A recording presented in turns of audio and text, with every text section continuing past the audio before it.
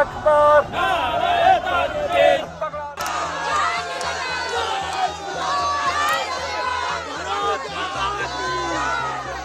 1971 সালে স্বাধীন হওয়ার পর এই প্রথম বাংলাদেশের সংসদে দ্বিতীয় বৃহৎ দলে পরিণত হয়েছে জামায়াতে ইসলামী। অন্যদিকে 1947 সালে ভারত স্বাধীন হওয়ার পর এবারই প্রথম পশ্চিমবঙ্গ রাজ্যের সরকার গঠন করেছে হিন্দুত্ববাদী দল বিজেপি। এমন প্রথম হওয়ার ঘটনা এই অঞ্চলেই একমাত্র নয়, বিশ্বজুড়ে ডানপন্থার যে উত্থান তার ঢেউ লেগেছে জার্মানিতেও। সবশেষ প্রকাশিত দুইটি জনমত জরিপে দেখা গেছে দেশটির সবচেয়ে জনপ্রিয় দল এখন কট্টর ডানপন্থী অল্টারনেটিভ ফর ডয়েচল্যান্ড বা এএফডি। জার্মানদের কাছে ডয়েচল্যান্ড ট্রেন্ড পোল সংস্থার প্রশ্ন ছিল এই রোববার নির্বাচন হলে তারা কাকে ভোট দিবেন। এএফডিকে ভোট দিতে চেয়েছেন 27% মানুষ। এখন সরকারে থাকা দুই দল মধ্য ডানপন্থী সিডিইউ সিএসইউ পেয়েছে 24%, মধ্য বামপন্থী এসপিডি পেয়েছে মাত্র 12% মানুষের সমর্থন। আরও আছে, সেপ্টেম্বরে সাক্সনি আনহাল্ট রাজ্যে স্থানীয় সরকার নির্বাচনের জরিপে সবচেয়ে এগিয়ে আছে এএফডি। যদি সত্যি এএফডি জিতে যায়, এটি হবে দ্বিতীয় বিশ্বযুদ্ধের পর জার্মানির যে কোনো পর্যায়ের সরকারে আসা প্রথম কোনো কট্টর ডানপন্থী দল। কিন্তু এএফডিকে নিয়ে রাজনীতি বিশ্লেষকদের এত দুশ্চিন্তার কারণ কি?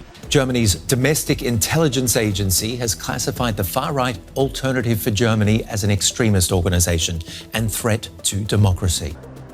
পরবর্তীতে আদালত চূড়ান্ত সিদ্ধান্তের আগ পর্যন্ত এমন আখ্যা দেওয়ার ব্যাপারে স্থগিতাদেশ দিয়ে রেখেছে। এএফডি কতটা চরমপন্থী?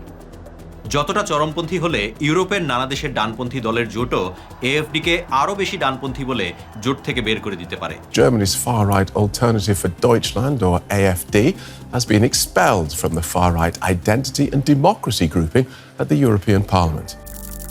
দলটির নীতির মূল কেন্দ্রে রয়েছে অভিবাসন বিরোধিতা। Wenn es dann Remigration heißen soll, dann heißt es eben Remigration. এমনকি কিছু বক্তব্য বিদেশি বিদ্বেষ বা ইসলাম বিদ্বেষের পর্যায়েও পড়ে বলে মনে করেন সমালোচকেরা। ইউরোপের অন্য নানা কট্টর দলের মতো এএফডি ইউরোপীয় ইউনিয়নকে জাতীয় উন্নয়নের পথে বাধা মনে করে। ইউরোপের ঐক্যের বদলে রাশিয়ার সঙ্গে আরও ভালো সম্পর্ক গড়ে তুলতে চায়। কিন্তু এরপরও এএফডির জনপ্রিয়তা বাড়ছে কেন, বিশেষ করে তরুণ জার্মানদের মধ্যে? Dass Deutschland das Land und die Heimat der Deutschen bleibt. Wo ein deutsches Kind nie wieder Scham empfinden sollte, deutsch zu sein. Denn nur millionenfache Remigration schützt unsere Frauen und Kinder. শুরুতে corona, তারপর Ukraine Russia যুদ্ধ এবং সবশেষ Iran যুদ্ধ। সব মিলিয়ে বিশ্বের তৃতীয় বৃহত্তম এবং ইউরোপের সবচেয়ে বড় অর্থনীতির দেশ জার্মানির পরিস্থিতি টালমাটাল।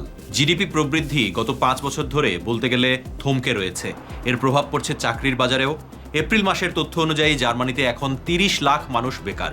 খরচ কমাতে নানা খাতের প্রতিষ্ঠান কর্মী ছাঁটাইয়ের পরিকল্পনা করছে। অন্যদিকে বাড়ছে মূল্যস্ফীতি।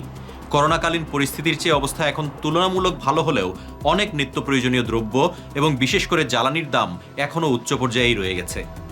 আবাসন সংকট হয়েছে মরার উপর খাঁড়ার ঘা। এর ফলে বাসা ভাড়াও বেড়ে গেছে।